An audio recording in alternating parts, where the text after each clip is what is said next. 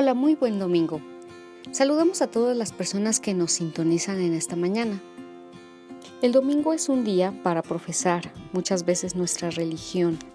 Hablemos un poquito acerca de este derecho, el de la libertad religiosa y de culto, un derecho humano en donde la persona tiene la libertad para optar, profesar, divulgar, seguir o inclusive cambiar la creencia religiosa o filosófica que más le agrade o desee, y que practica libremente en ceremonias religiosas, devociones, ritos, enseñanzas o demás actos de culto de su religión, ya sea en forma individual o colectiva, tanto en público como en privado, siempre que no afecte la dignidad de la persona o constituya o induzca a cometer algún delito o falta prevista por la ley. En esta mañana tenemos con nosotros a Jerry Dave Sotre Cervantes, egresado de la Escuela de Derecho de la Universidad Pontificia de México. Muy buenos días. Buenos días. Y en esta mañana nos viene a hablar sobre ministros de culto. Adelante, por favor. ¿Qué podemos entender sobre ministros de culto? Sí, los ministros de culto son aquellos religiosos que tienen estudios a nivel licenciatura, la mayoría de ellos, pero que buscan el reconocimiento oficial. Tiene un reconocimiento por parte de sus iglesias, de todas las iglesias y denominaciones que están registradas en México. Aproximadamente, pues me parece que son como 8,500 asociaciones religiosas, si es que no me equivoco, hasta el día de hoy. Y cada asociación religiosa pues tiene sus miembros, sus ministros de culto. Y el nombramiento de ministro de culto se los da la Secretaría de Gobernación, en la Subsecretaría de Asuntos Religiosos y Culto Público, a los que dan de alta en gobernación. Diríamos que es como una licencia para poder ejercer, porque ningún presbítero pues tiene cédula profesional. Recordemos que los seminarios no tienen validez oficial ante el Estado, tienen validez para sus instituciones, para sus iglesias, pero para el Estado no.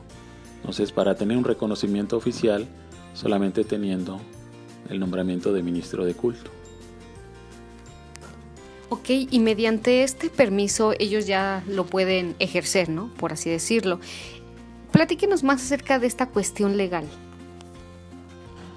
Sí, el ser ministro de culto, pues primeramente para tener ese nombramiento tienen que ser dados de alta en la Secretaría de Gobernación, ser dada de alta a su congregación, y su congregación tener el registro oficial como asociación religiosa. Aquí no opera una asociación civil ni de otra índole, solamente la asociación religiosa. Y en esa asociación religiosa tenerlos dados de alta como miembros de esa congregación. Entonces con eso pueden solicitar a la Secretaría de Gobernación directamente su carta de ministro de culto. Esto tiene que ver mucho con el derecho humano a la creencia, ¿no?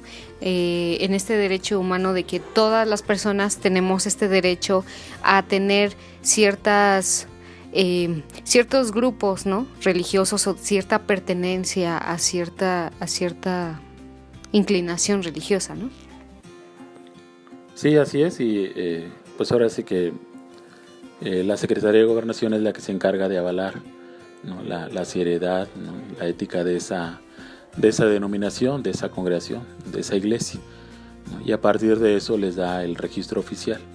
Entonces el sacerdote o los religiosos o pastores son miembros de ella.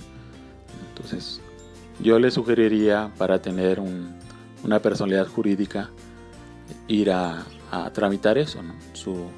Su carta de ministro de culto, ¿no? Porque dan dos, hay una que se llama carta de ministro de culto y otra de laicidad, que se les dan, yo pienso que se las dan a los funcionarios públicos para ver que no pertenezcan al clero.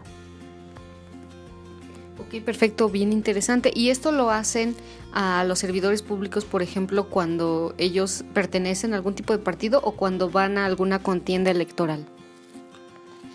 Cuando van a una contienda electoral, pero sobre todo cuando van a ocupar un cargo público, ¿no? Demostrar que no pertenecen al clero, porque es uno de los requisitos, ¿no? Recordemos que los ministros de culto pueden votar, más no ser votados, y no deben de ejercer un cargo público.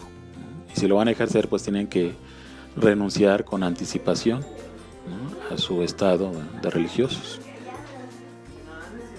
Claro que sí. Y por ejemplo, ¿este tipo de instituciones siempre deben de prevalecer en la cuestión religiosa o también trasciende a la cuestión ideológica? No, este es más que nada para la cuestión religiosa.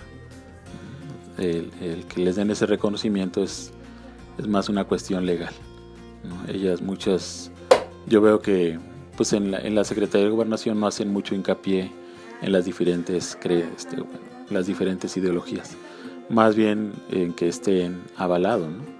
Y se supone, sí, deben tener un cuerpo dogmático, ¿no?, una seriedad. Es como las iglesias protestantes. El año pasado cumplieron 500 años desde que inició la iglesia protestante. Esto es una iglesia seria, estable, histórica, ¿no?, que tiene un antecedente y tienen sus ministros de culto, tienen una formación a nivel licenciatura. O sea, tiene una seriedad, una ética.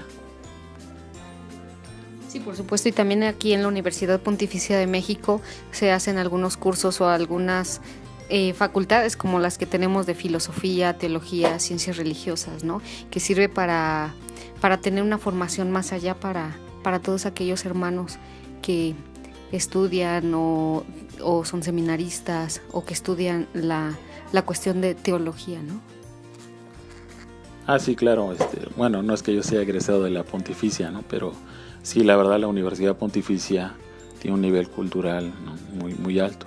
Y su reconocimiento, pues no solamente es a nivel nacional, sino internacional. Y es de los pocos, diríamos, institutos religiosos con validez oficial ante la SEP.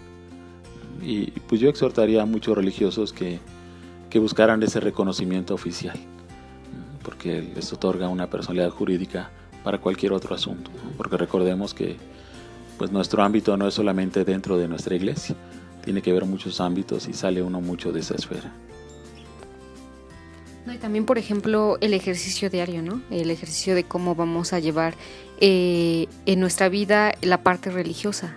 Dicen que siempre debemos de tener un equilibrio en todas las áreas, pues también, ¿por qué no en la religiosa, no? Bueno, Dave, pues muchísimas gracias por estar en este espacio de radio y agradecemos a todos los radioescuchas de esta mañana. Muchas gracias y que Dios les bendiga a todos.